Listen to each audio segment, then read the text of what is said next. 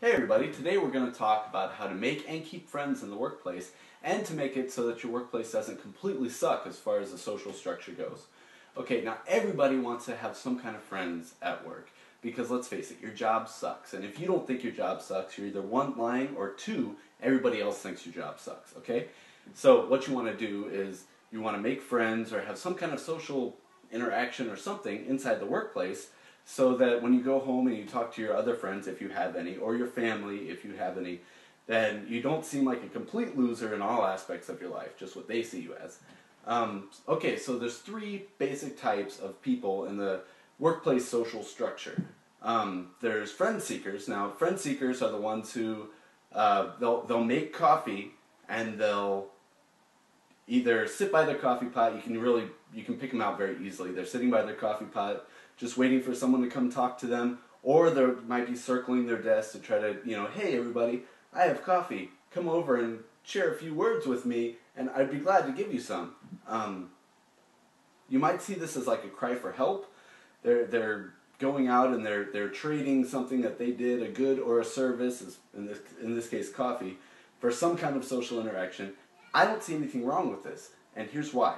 The next type of person in the social atmosphere of the workplace is the coffee seeker. Now these guys, they'll go around to all the friend seekers, get free coffee, and in exchange I'll give them a couple words, hey, how's it going, how's the weather, today sucks, work sucks for you too, yeah, me too, awesome, bye, thanks, for the coffee. And there's nothing wrong with this. It's a very equal and balanced relationship here. They're both getting exactly what they want. Coffee seekers want coffee. Friend seekers want someone to come and talk to them so they don't feel as much like a loser. Okay, you want this healthy environment in your workplace, because what it does is when more people see that, oh, I can make coffee and people will come and talk to me, that makes the job of the coffee seeker that much easier. Good coffee seekers, they don't have to walk around and look for coffee either. If their skills are as good as they should be, then they'll get emails or phone calls, or someone will even come by their desk and say, hey, I'm making coffee, you want to come chat about the weather and I'll give you some, that sort of thing. So this is the kind of balance and relationship that you want in the workplace. The third type of person is what I like to just call the social failures. What they've done is they either started out as a friend seeker or a coffee seeker, but they either didn't get their free coffee, or they didn't have anybody come to their desk because they're not that cool, or they're not very good at promoting themselves. And so what they do is they go out and they buy their coffee from the coffee cart, or they'll go out to Starbucks or whatever. And these are the bane of both the coffee seekers and the friend seekers, because what happens is more and more people will do this, and the more social failures or people who go out and buy their coffee, the less friend seekers there are, because they're not making the coffee to get some kind of social interaction. And the less friend seekers there are, the less coffee seekers there are, because there isn't as much coffee to go around. So these social failures can completely bring down the social atmosphere of the workplace all by themselves, because it's contagious. I don't know why it is, but it's just contagious, and eventually you have everyone going out to buy their coffee and nobody's talking. So then your workplace completely sucks, and it's really hard to get away from that. But there's hope. What you can do is find one of these people.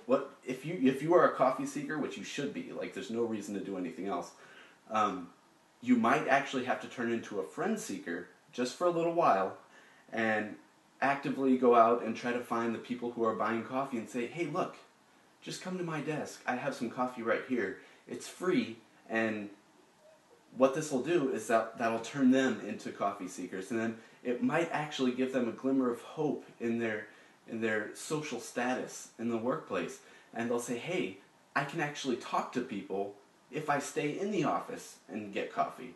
Like, this is crazy. I'm not as much of a loser when I get home, and maybe my wife will like me and not divorce me for a coffee seeker. So it builds back up, and eventually the ideal goal of this is to have a workplace full of just friend seekers and coffee seekers. That's the best type of workplace. Everybody's talking to each other, everybody's fulfilled, and everybody feels good about themselves.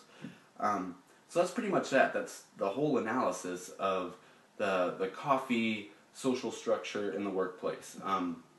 So that's one thing that you can do to make friends, keep friends, and make your job not suck quite as much.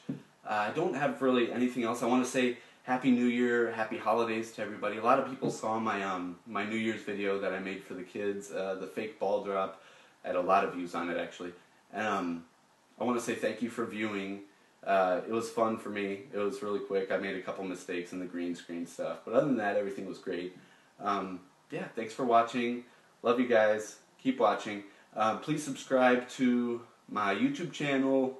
Visit my blog. It's BurntCoffeeSucks.blogspot.com. I'm also on Twitter, and I'm actually more active on Twitter than I originally planned to be. BurntCoffeeSucks is my Twitter name. So go ahead and seek me out. I promise I might talk to you, as long as you're not some weirdo. But thanks, guys.